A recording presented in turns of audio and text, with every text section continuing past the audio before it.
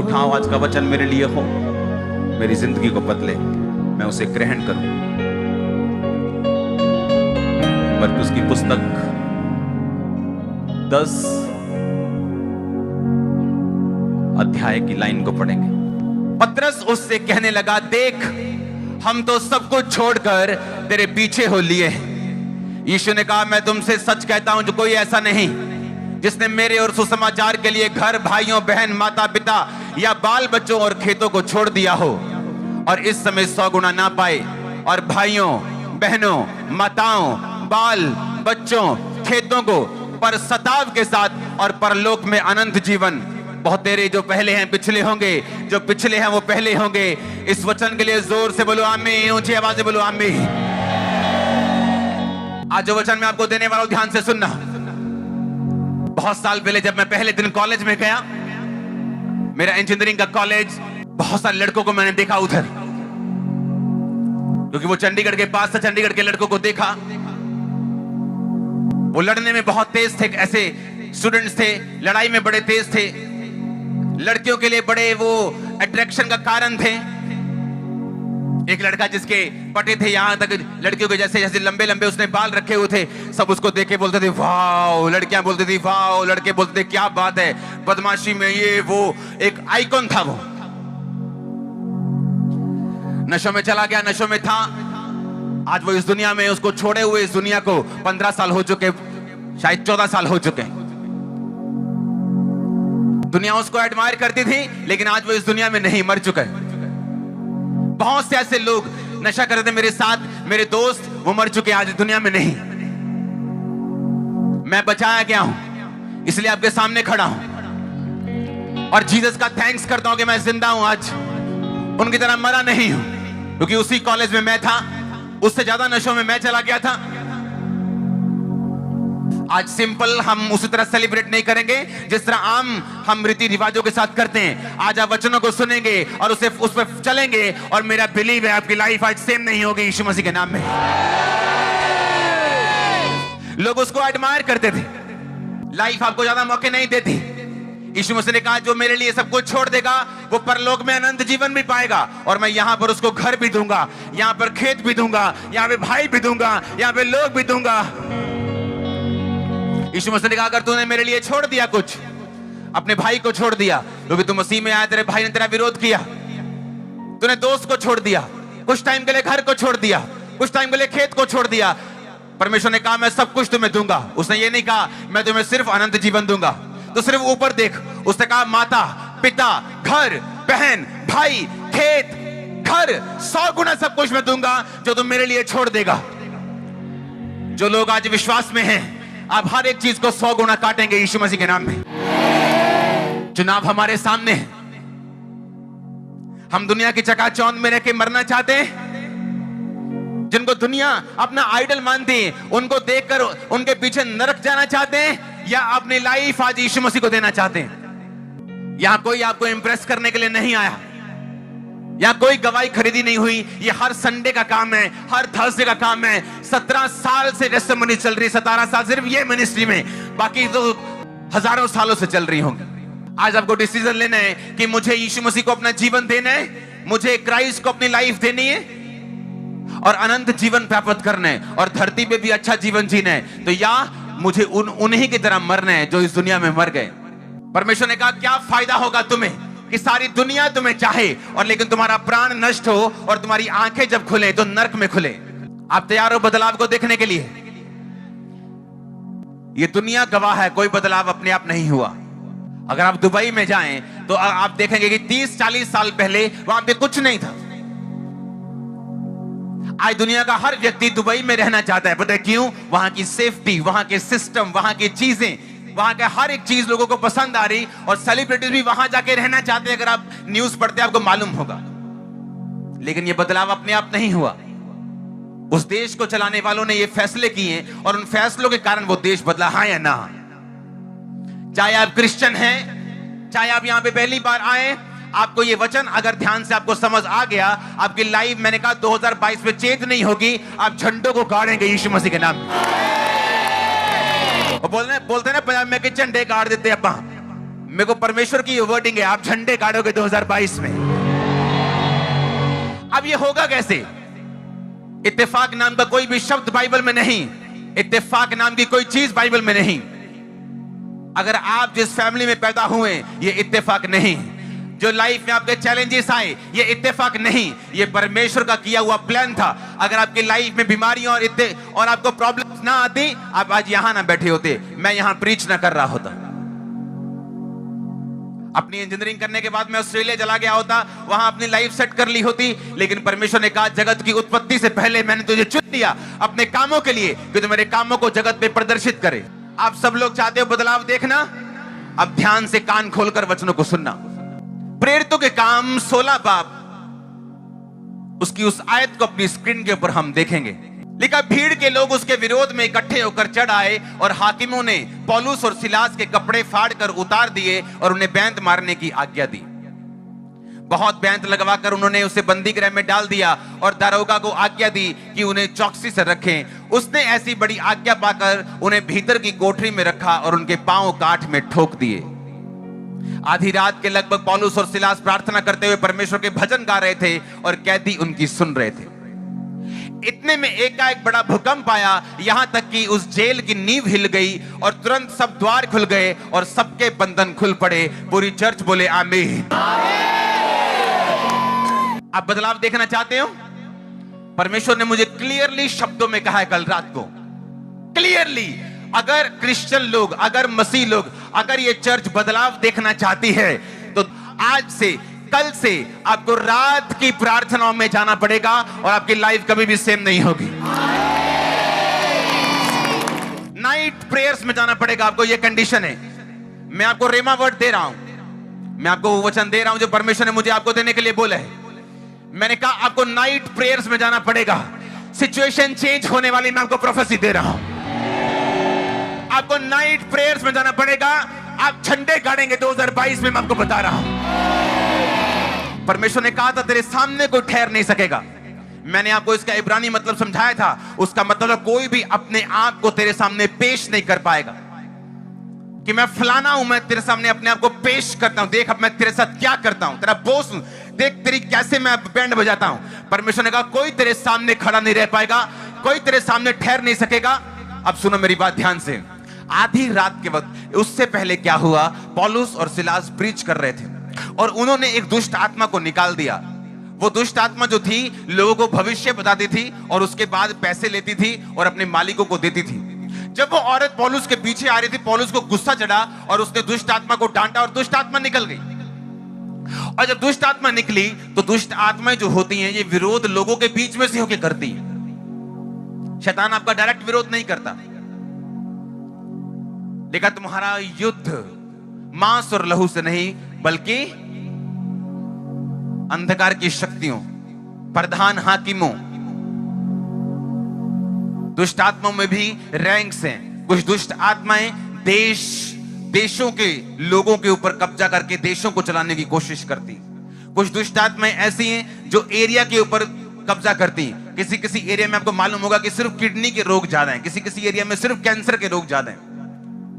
फिर दुष्ट आत्माएं लोकल लेवल पे काम करती हैं। जिस तरह हमारा स्ट्रक्चर होता है पुलिस का, कोई हवलदार है, कोई एसएसपी है, कोई डीजीपी है, दुष्ट आत्मा भी स्ट्रक्चर में काम करती। अब जब दुष्ट आत्मा निकाली तो विरोध कहां से होगा? डायरेक्ट तो दुष्ट आत्मा बोलने नहीं आएगी। उसने लोगों के बीच में से विरोध किया और पौलुस और सिलास को पकड़ के उन्हें बैंते मारी और जेल में बंद करके उनके पांव को, टांगों को काठ में, लकड़ी में यीशु मसीह की तरह ठोक दिया। और एक बात याद रखो, आप यीशु मसीह के लिए मरने के लिए नहीं बुलाए गए, वो मर चुका आपके लिए, आपको आप जीने के लिए बुलाए गए। आप लंबा जीने के लिए बुलाए गए हो, आप सामर्थ के साथ प्रीच करने के लिए बुलाए गए। अब पौलुस को यह बात मालूम थी कि मैं मरने के लिए बुलाया नहीं गया हूं। जब चेलों ने जब लोगों ने उस पे पत्थर वार करके उसको मारा, मरा समझ के चले गए, इतने पत्थर मारे, तो पौलुस ने एक बार भी नहीं कहा स्तिफनुस की तरह मेरी आत्मा को परमेश्वर ग्रहण कर। वो चुप रहा। उसे मालूम था जब तक मेरे मुंह से नहीं निकलेगा मेरी लाइफ कोई नहीं ले सकता। और जैसे चेले आके पौलुस के पास खड़े हुए, पौलुस उठ खड़ा हुआ और फिर से अपने काम पे लग गया। आपको मालूम है कि नहीं? अब ये पौलुस जो था, ये सीक्रेट जानता था, ये भेदों को जानता था। पौलुस आम व्यक्ति नहीं था। पौलुस ने सबसे ज्यादा कलीसियाएं, बाइबल में सबसे ज्यादा कलीसियाएं पौलुस ने स्थापित की हैं। नए नियम में आधे से ज्यादा जो नियम है, जो बाइबल है नए नियम की, यीशु मसीह के बाद की, वो पौलुस ने लिखी। पौलुस भेदों को जानता था, उसे मालूम था कि मुझे प्रॉब्लम से बाहर कैसे आना है। और बाइबल कहती आधी रात के वक्त, उनसे पढ़ेंगे फिर से, आधी रात के लगभग पौलुस और सिलास प्रार्थना करते हुए परमेश्वर के भजन गा रहे थे। जब उनके पांवों को काठ में ठोका हुआ था, वहां पर वो बैठकर माफीनामा लिखने की तैयारी नहीं कर रहे थे कि एक सरकार को माफीनामा लिख देते हैं, हमें माफ कर दीजिए, आपके एरिया में दोबारा प्रीच करने नहीं आएंगे। बाइबल कहती आधी रात के वक्त वो उठे, हाथों में जंजीरें, कहा कोई बात नहीं, ढोल की नहीं जंजीरें बजाते हैं, ठप ठप ठप ठप, चल तू गाएगा। वो गा रहे हैं और वो बजा रहे हैं और तालियों के साथ आधी रात को। और कैदी देख रहे हैं, ये पागल हो गए क्या? इनके पांव काठ में ठुके हुए, इन पे बैंते मारी, पीठ इनकी छिली हुई, कपड़े इनके फटे हुए, और ये आधी रात को क्या कर रहे हैं? पौलुस और सिलास इस बात को जानते थे। भजन संहिता के सभी वचनों को हम पढ़ेंगे। जब मैं बिछोने पर पड़ा तेरा स्मरण करूंगा, तब रात के एक एक पहर में तुझ पर ध्यान करूंगा। कौन कह रहा है? ये भजनकार कह रहा है, दाऊद कह रहा है, उसका बेटा कह रहा है। हाँ, आगे उसके अगला वचन पढ़ेंगे। मेरी आंखें रात के एक एक पहर से पहले खुल गईं कि मैं तेरे वचनों पर ध्यान दूं। ये वो लोग हैं जो आत्मिक रूप से और शारीरिक रूप से बड़े सक्सेसफुल थे। और कोई भी सक्सेस अपने आप नहीं मिलती, ये उसकी एक आदत है। आप मेरी बात समझ रहे कि नहीं? एक सक्सेसफुल बंदा कह रहा है, मैं क्या बोल रहा है वो, एक फिर से वचन पढ़ेंगे। कहता मेरी आंखें रात के एक एक पहर से पहले खुल गई। अगर आप क्रिश्चियंस हैं और पूरी रात सोते हैं, मैं आपको दावा करता हूं, लिख के देता हूं, शैतान आपका पीछा नहीं छोड़ेगा। आपको फाइट करनी पड़ेगी और आप जीतेंगे नहीं। आप कहेंगे मैं बहुत अच्छा हूं, लेकिन ये मुसीबत क्यों नहीं पीछा छोड़ रही मेरा? ये प्रॉब्लम क्यों नहीं जा रही? मैं प्रेयर भी कर रहा हूं, मैं ये भी कर रहा हूं, मैं बड़ा पवित्रताई में भी हूं, लेकिन एक खास तरह की मुसीबत है, एक खास तरह की जो एक ब्रेक थ्रू है, जो आपको चाहिए वो आपको नहीं मिल रहा। Night prayer. दाऊद कह रहा है रात के एक एक पहर से पहले मेरी आंखें खुल गई। मेरी वाइफ जानती है रात को मैं कैसे प्रार्थना करता हूं। कुछ भी हो, नाइट प्रेयर को मैं अपने रूम में आपको मिलूंगा। जब परमेश्वर ने मुझे लोग देने शुरू किए, और वो लोग जब लाखों में होते गए, अगर आज आप यहां लाखों में बैठे, लाखों ओवरफ्लो में बैठे, लाखों ब्रांचेस में बैठे, जब लाखों लोग हुए, सुनो मेरी बात, तो आप जानते लोगों के दिल में क्या है मुझे नहीं मालूम। वो भीड़ को कैसे लेते मुझे नहीं मालूम, उनके लिए एंटरटेनमेंट है ये मुझे नहीं मालूम। लेकिन सुनो मेरी बात, लेकिन मैं परमेश्वर से बोल रहा था कि परमेश्वर, ये सारे लोग, किसी को कुछ प्रॉब्लम है, किसी को कोई प्रॉब्लम है, किसी को कुछ दिक्कत है, मैं प्रार्थना में कम होके, मैं अपने परिवार में बिजी होके, अपने काम में बिजी होके, कि चर्च कौन सा मुझे तनख्वाह देती है, तो मैं अपना काम भी साथ साथ करूं। मैं अपने काम में बिजी होके, अपने परिवार में बिजी होके इन लोगों को धोखा देना नहीं चाहता हूं। क्योंकि अगर मेरी प्रेयर 2 घंटे भी है, तब भी परमेश्वर को आपको भेजेगा। मैंने ऐसे पास्टर देखे गलत काम करके भी प्रचार करना नहीं छोड़ते। लेकिन मैं प्रभु से कहा, मैंने कहा परमेश्वर, मैं लोगों को और तुझे धोखा नहीं दूंगा। अगर तू मुझे इतने लोग दे रहे हैं, तो मैं घंटों तेरी हजूरी में बैठा करूंगा, ताकि जब मैं परमेश्वर की प्रेजेंस से यहां उठ के जाऊं, तो वचन तेरे लोगों के हृदय में जाए और दिल में छेद करे। आप मेरी बात समझ रहे कि नहीं? पौलुस और सिलास को सीक्रेट मालूम था, और वो सीक्रेट था नाइट प्रेयर। वो सीक्रेट था रात को परमेश्वर की प्रेजेंस में रहना। वो 2.5 घंटे हो सकता है, वो 3 घंटे हो सकता है, वो अगर आप पास्टर हैं वो 4 घंटे हो सकता है, वो 5 घंटे हो सकता है। लेकिन मैं आपको एक बात बता रहा हूं, अगर आपने ये सीक्रेट सीख लिया और नाइट आप परमेश्वर की प्रेजेंस में आपने जाना शुरू कर दिया, मैं आपको बता रहा हूं, वो यरीहो की दीवार कितनी बड़ी क्यों नहीं। मैं आपको प्रोफेसी दे रहा हूं, 2022 में गिरने वाली आपके सामने यीशु मसीह के नाम। आमीन ऊंचा चाहिए मेरे को। हालेलुया, जोर से बोलो हालेलुया। ये वो भेद है जो परमेश्वर के लोग जानते थे। किसी का दिल नहीं करता कि उसके पांव में कील ठुके हों, उसकी पीठ पर बैंतें पड़ी हों, उसकी बेइज्जती हो और रात को वो उठकर प्रार्थना करे। किसी का दिल नहीं करता, लेकिन उन्हें मालूम था कि यीशु मसीह इमोशनल परमेश्वर नहीं। हम इमोशन से रोएंगे तो वो हमें छुड़ाने वाला नहीं। हमें वचन पे चलना पड़ेगा और वचन के ऊपर हमें आना पड़ेगा। अब सुनो ध्यान से, लिखा आधी रात के जब वो आराधना कर रहे थे, उस जेल की नींव हिली, सबके बंधन खुले और लिखा वो सारे लोग आजाद हुए। दरोगा डर गया, लोग डर गए, जेलर डर गए, सब डर गए कि ये हो क्या रहा है। अगर आप यीशु मसीह की पावर को एक्टिवेट होता देखना चाहते अपनी लाइफ में, आज से आपको घुटनों पे रात में आना पड़ेगा, नाइट प्रेयर्स आपको करनी पड़ेगी। एक और वचन पढ़ेंगे हम, उत्पत्ति। अब ध्यान से समझना, उत्पत्ति। उनके देखते ही याकूब ने कहा ये तो परमेश्वर का दल है, इसलिए उसने उस स्थान का नाम महनेम रखा। तब याकूब ने सैयर देश में अर्थात एदोम देश में अपने भाई एसाव के पास दूत भेजा और उसने आज्ञा दी, मेरे प्रभु मेरे भाई एसाव से ये कहना कि तेरा दास याकूब तुझसे यूं कहता है कि मैं लाबान के यहां परदेशी होकर अब तक रहा। मेरे पास गाय बैल भेड़ बकरियां गधे दास दासियां, और मैंने जो कुछ प्रभु के पास इसलिए संदेश भेजा है कि तेरे अनुग्रह की दृष्टि मुझ पे हो। वो दूत याकूब के पास लौटकर कहने लगे, हम तेरे भाई एसाव के पास गए थे, वह तुझसे भेंट करने के लिए 400 पुरुष संग लिए चला आता है। याकूब जब बाइबल कहती है अपने देश को चला, परमेश्वर ने कहा जा अपने देश में और अपने लबान को छोड़ दे और जा अपने देश में, मैं तेरे साथ हूं। और रास्ते में जा रहा है और उसने दूत भेजा, उसने अपने एक लड़के को भेजा, उसने कहा जा मेरे भाई एसाव से बोल कि मेरे पास गाय बैल बकरियां सब कुछ है और मैं तेरे पास कुछ भेंट भेजता हूं, मेरी भेंट को ग्रहण कर। वो दूत वापस आके याकूब को बोलता है तेरा भाई 400 बंदे लेके तुझसे मिलने के लिए आ रहे हैं। आप अपने रिश्तेदार को 400 बंदे लेके जाते हो मिलते? अगर आप किसी अपनी नानी के घर जा रहे हो तो 400 बंदे लेके जाते हो, 100 बंदे लेके जाते हो, 50 लेके जाते हो। लेकिन जब लड़ने जाना हो किसी ने तो वो 400 बंदा लेके जाता है। जब फाइट करनी हो तो बंदे लेके जाता है, जब मन साफ ना हो तो वो बंदे लेके जाता है। हाँ या ना? कोई 400 बंदा लेके मिलने नहीं जाता। अगर उसकी सिक्योरिटी भी होती तो हाथ से हाथ 25 बंदे ले जाता, पर 400 बंदा लेके मिलने के लिए गया।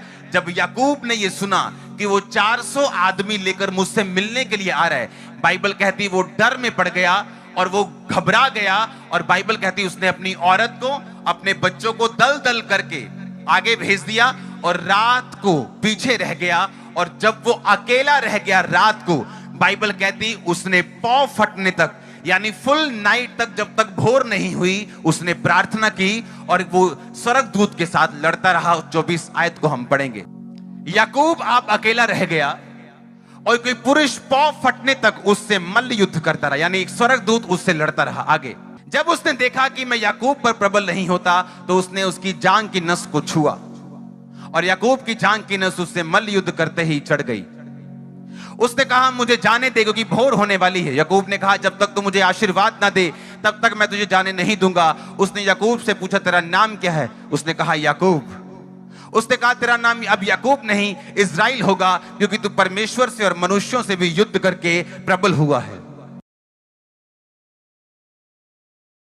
याकूब को मालूम था कि जो मुसीबत मेरे सामने है इसमें मेरी स्ट्रेटजी काम नहीं करेगी, मेरी मिन्नतें काम नहीं करेंगी, क्योंकि याकूब ने एक समय अपने भाई को धोखा दिया था और अब उस धोखे को बैक करने का, पे बैक करने का टाइम आ चुका था। वो डर गया, उसे मालूम था अब एक ही चीज मुझे बचा सकती है, वो है रात प्रार्थना।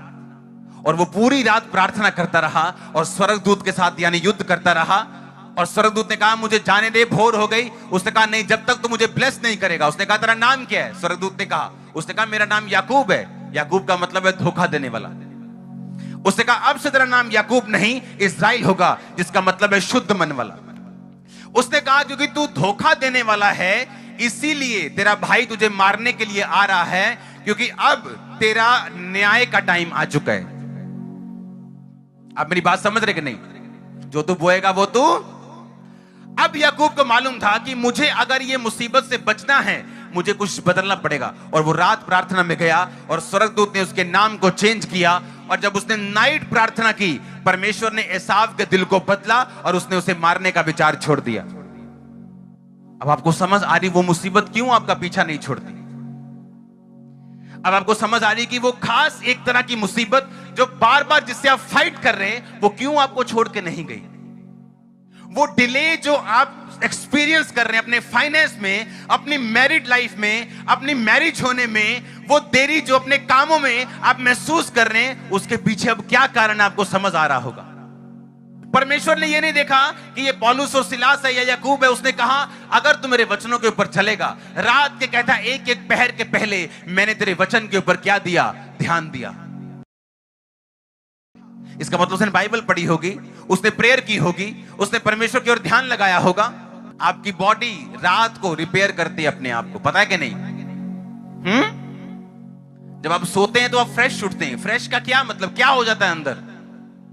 क्योंकि सारा दिन आपके दिमाग में, आपके दिल में, आपके ब्लड में आप काम करते हैं, मशीनरी को चलाते हैं। और रात को जब आप सोते हैं, आपकी मशीनरी अपने आप को रिपेयर करती है।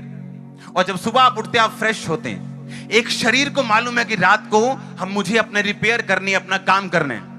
लेकिन आत्मिक लोगों को यह मालूम नहीं कि अगर शरीर अपना काम रात को करता है तो आत्मा भी अपना काम रात को करती है। लेकिन उसे मालूम नहीं, उसे सोना है 9 बजे, उठना है सुबह 8 बजे। आपने तो रिकॉर्ड तोड़ दिए हैं सोने के। रात को 10 से 12 बजे आप फेसबुक चला सकते हैं, रात को 10 से 12 आप कंप्यूटर चला सकते हैं, आप ब्लू फिल्में देख सकते हैं, लेकिन प्रेयर नहीं कर सकते। इसलिए हालत ऐसी हो चुकी है। मेरी लाइफ का बिगेस्ट ब्रेक थ्रू, सबसे बड़ा मोड़ आने से पहले, ये सुखविंदर इस बात का गवाह है, 8 घंटे, 12 घंटे, 10 घंटे रोज की प्रार्थना थी मेरी, एवरी डे।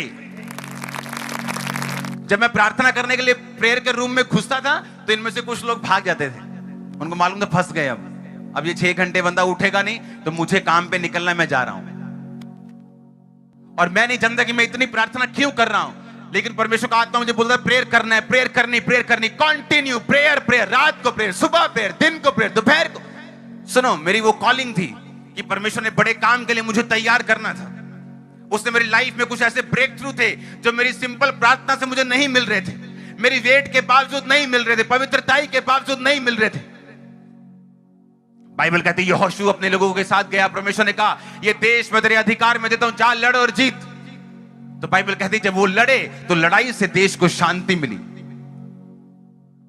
और हमारा युद्ध देश के साथ नहीं, समाज के साथ नहीं, शैतान के साथ है। जब आप शैतान के साथ युद्ध करेंगे आपको शांति मिलने वाली है। उसने कहा जब उन्होंने लड़ाई की और परमेश्वर के वचन के अनुसार उस देश को जीता, तो लिखा लड़ाई के बाद उस लड़ाई से उस देश को शांति मिली।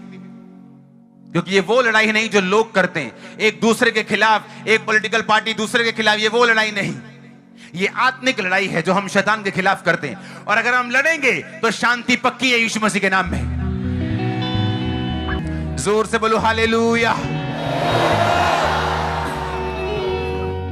पहला शमूएल 15 उसकी 11 आयत में लिखा, मैं शाऊल को राजा बना के पछताता हूं, यहोवा ने कहा, क्योंकि उसने मेरे पीछे चलना छोड़ दिया, मेरी आज्ञाओं का पालन नहीं किया। तब शमूएल का क्रोध भड़का और वो रात भर यहोवा की दुहाई देता रहा। उस देश को चेंज होने से पहले, शाऊल के उतरने से पहले और दाऊद के चुने जाने से पहले, बाइबल कहती है वो एक प्रार्थना का बीज था जो शमूएल रात भर परमेश्वर को देता रहा। लिखा वो रात भर परमेश्वर के सामने रहा, रात भर परमेश्वर की दुहाई देता रहा कि परमेश्वर इस राजा ने तेरी बात को सुनना बंद कर दिया, इसे बदल और अपने मन मुताबिक बंदे को भेज। और रात प्रार्थना करने के बाद और रातों को दुहाई देने के बाद परमेश्वर ने कहा मैंने दाऊद को चुन लिया जो उससे बेहतर काम करेगा। मैंने दाऊद को चुना जो मेरे मन के अनुसार काम करेगा। रात का रिजल्ट, नाइट प्रेयर का रिजल्ट, जिसको आदत लग गई नाइट प्रेयर करके रिजल्ट लेने की, ये एक बड़ी अच्छी आदत है जो आपको लेनी होगी, नहीं तो आप सोचते रहेंगे। इमेजिन करो अगर रात भर प्रार्थना करने का वचन मैं काट दूं तो सिर्फ फिर क्या रह जाएगा कि परमेश्वर भी पछताता था और शमूएल भी दुखी था। वो दुखी रहा, शाऊल से दुखी रहा, बस वो दुख ही रहता अगर वो रात भर प्रार्थना करके उस दुख को चेंज ना करता। तो मैं बहुत दुखी हूं क्योंकि मेरा पति नशेड़ी है। मैं बहुत दुखी हूं क्योंकि मेरे बच्चा नहीं। मैं बहुत दुखी हूं क्योंकि मेरा फाइनेंस काम नहीं कर रहा। मैं बहुत दुखी हूं क्योंकि ये मुसीबतें मेरा पीछा नहीं छोड़ती। तो क्या करें फिर? सारी दुनिया दुखी, तुम भी दुखी हो, तो कोई फर्क नहीं पड़ता जब तक तुम घुटनों पे आने का फैसला नहीं करते, जब तक तुम परमेश्वर के सामने रात को जाने का फैसला नहीं करते। दुखी रहो, फिर क्या करने? उसने वचन में लिखा, वचन कभी पढ़ा नहीं। उसने कहा मांगो तो दिया, खटखटाओ तो तुम्हारे लिए, ढूंढो तो तुम। सिर्फ मांगना नहीं कहता, साथ ढूंढना पड़ेगा, साथ खटखटाना पड़ेगा। और कब तक खटखटाना होगा? और रात को खटखटाना होगा, सुबह खटखटाना होगा, दोपहर को खटखटाना होगा। आमीन।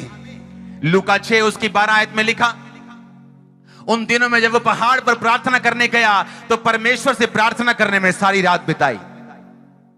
बाइबल की पहली किताब उत्पत्ति से लेके, बाइबल के पहला राजा शाऊल से लेके, जो फर्स्ट किंग था यीशु मसीह का, यानी यहोवा का, इस्राएल का। मैं सच कह रहा हूं कि नहीं? बाइबल की पहली पुस्तक, बाइबल का पहला राजा, नबियों से लेके, दाऊद से लेके, सुलेमान से लेके, यीशु मसीह से लेके पौलुस तक ये जानते थे कि रात की प्रार्थना नहीं होगी तो बंधन नहीं टूटेंगे। सब जानते थे, सब जानते थे। याकूब जानता था रात की प्रार्थना होगी तो काम होगा, इसलिए उसने सारी औरतों को बोला कि औरतें जाओ, बच्चे जाओ, सब चले जाओ, मुझे रात अकेले रह के प्रार्थना करनी। शमूएल जानता था कि अब मुझे चेंज करना है, और चेंज छोटा मोटा नहीं है, एक राजा बदलना है, एक देश बदलना है। रात प्रार्थना की। यीशु मसीह जानते थे कि पिता का बोझ मुझ पे है, पिता का काम मुझे करना है, चेले चुनने, काम करना है, लेकिन सारी रात पहाड़ के ऊपर प्रार्थना की। पौलुस जानता था कि अब मैं बंधनों में हूं, लेकिन बंधन से मुझे मेरे रोना छुड़ा नहीं सकता, मेरा करलाना छुड़ा नहीं सकता, लेकिन आधी रात के बाद वो आराधना करने के लिए, प्रार्थना करने के लिए और भजन गाने के लिए उठे। भजन संहिता के उन वचनों को फिर से पढ़ेंगे स्क्रीन के ऊपर। 119, 148, 63 और 6 दोनों को पढ़ेंगे। भजन संहिता 119 की 148 में लिखा, मेरी आंखें रात के एक एक पहर से पहले खुल गईं कि मैं तेरे वचन पर ध्यान करूं। अपनी आंखों को बंद करो और बोलो ये बात अपने आप को, मेरी आंखें रात के एक एक पहर से पहले खुल गईं कि मैं तेरे वचनों पर ध्यान दूं। बोलो अपने आप को।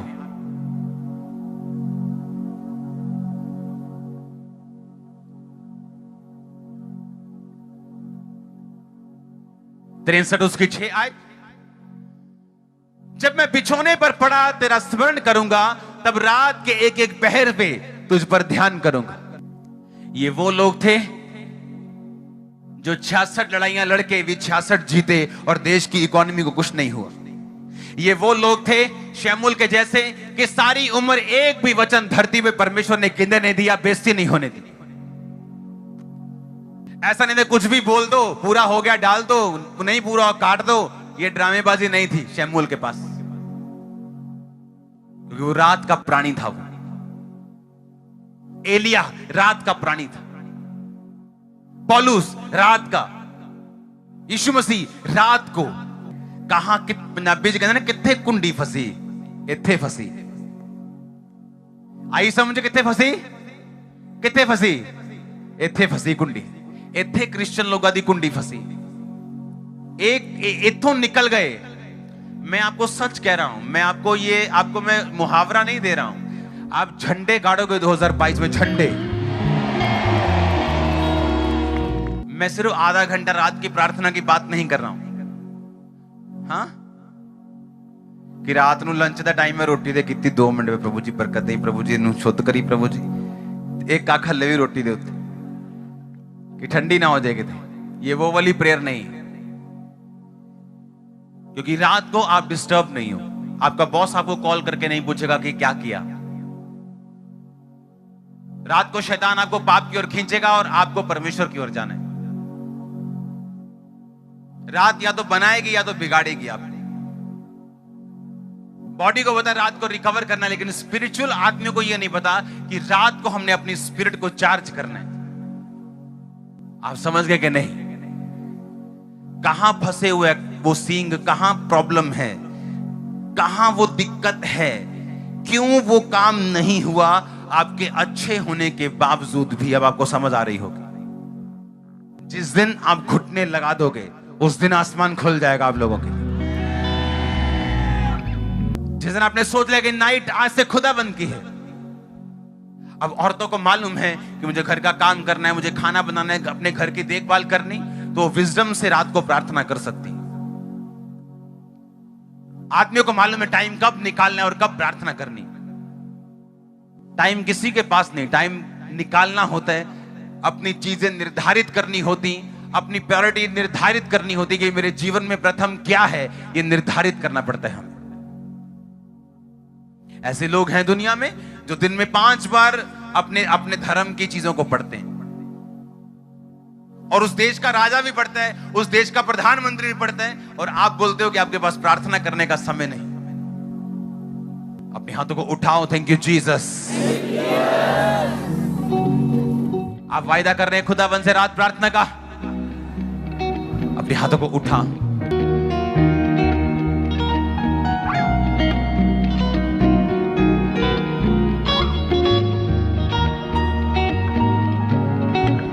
ऊंची आवाज में अपने हाथों को उठाते हुए, अपने गुनाहों की क्षमा को मांगते हुए और वायदा करते हुए कि आज से प्रार्थना की जिंदगियां सेम नहीं होंगी।